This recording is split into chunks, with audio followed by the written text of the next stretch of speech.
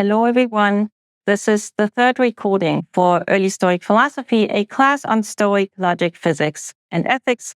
And today I want to offer a topical introduction to Stoic physics on the question of what is it that the Stoics are saying when they propose that there are two principles, God and matter. And as we think through this, we will encounter one of the most contested claims in Stoic philosophy, namely that, at least according to most sources, they say that God, divinity, is corporeal. And that has been disputed. Some scholars read the text and say it is simply impossible that that is what they are saying. So we need to find a reading of the sources according to which they are not saying this. It has also been misunderstood insofar as some people describe the Stoics as materialists. And that is clearly a misrepresentation. The Stoics do not say that God is material. They do seem to say that God is corporeal. So I'm going to talk through the outlines of the Stoic theory of two principles in order to get us to a position where we can critically assess these matters. The proposal is that there are the two principles, God and matter.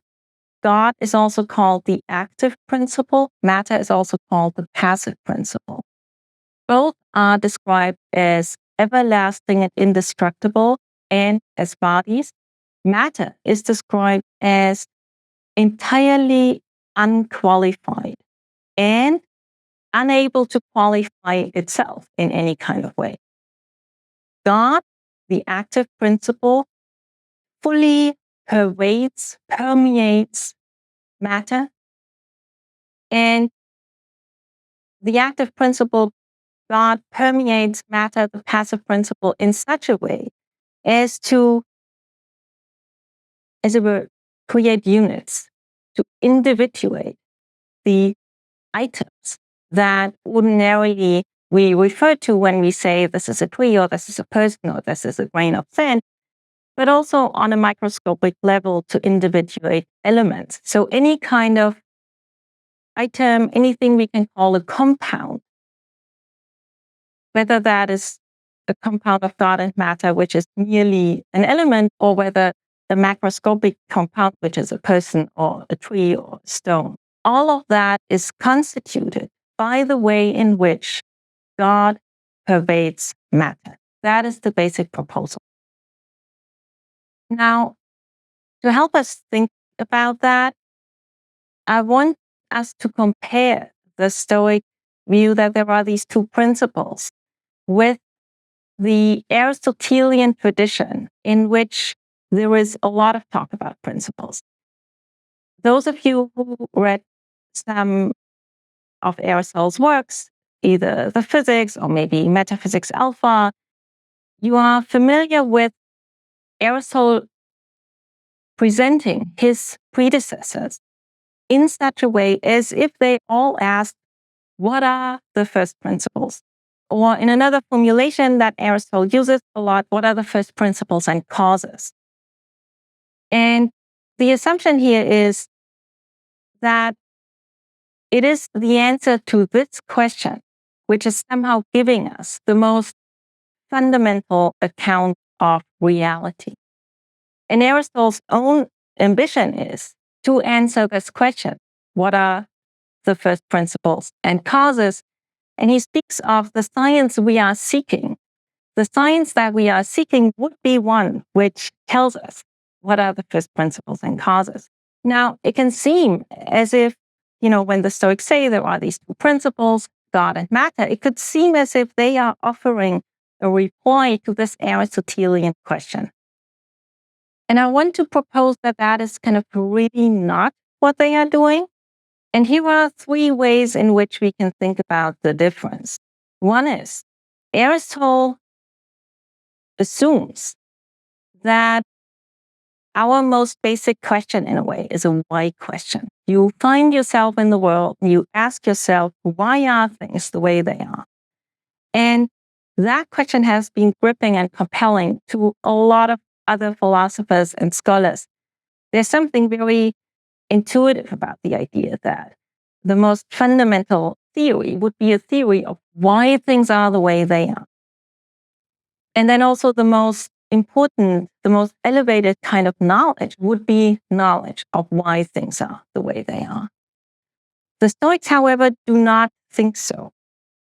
And we already kind of know why not. They genuinely and literally hold that virtue is knowledge, and also the other way around, that knowledge is virtue. So they literally identify knowledge and virtue. And what that means for them is that the kind of knowledge that we are seeking, the knowledge that we are after, the knowledge that would be kind of the best knowledge for us to have is a comprehensive system of knowledge consisting of logic, physics, and ethics. So you need all of it. You need this complete system of knowledge. And why? Because that would enable you to live well and be virtuous. And that is really what we are after. So the second difference is that when Aristotle uses this phrase, first principles and causes, he's kind of running the two notions, principles and causes, very closely together. And the Stoics don't do that. Consider again the two principles, God and matter. Only one of these two principles is a cause. God, the active principle, is a cause. The maker is also called the making principle, to poion in Greek. God is what makes and causes and is active. But the passive principle doesn't do anything and is not a cause. So the two notions of principle and cause are being pulled apart here. Third difference. In Aristotle, and that is a much debated and contested idea, the notions of a principle and a cause and an explanation are somehow run very closely together. And explanation can seem to be a very different kind of thing because you may think, well, an explanation somehow is a linguistic item or propositional item. And nevertheless, all of that seems to be kind of in the picture in the Aristotelian tradition. But for the Stoics, it is not. The claim is that God and matter are principles.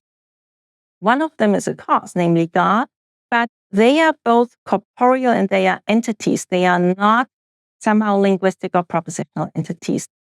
So I am sketching these really fundamental differences because I want to emphasize something that is surprisingly hard to appreciate. The Stoics genuinely put forward a different approach and philosophy. And I want to invite you to kind of take the time to think your way into that fundamentally different outlook, and only then assess the question of whether they say that God is corporeal and what that could possibly mean.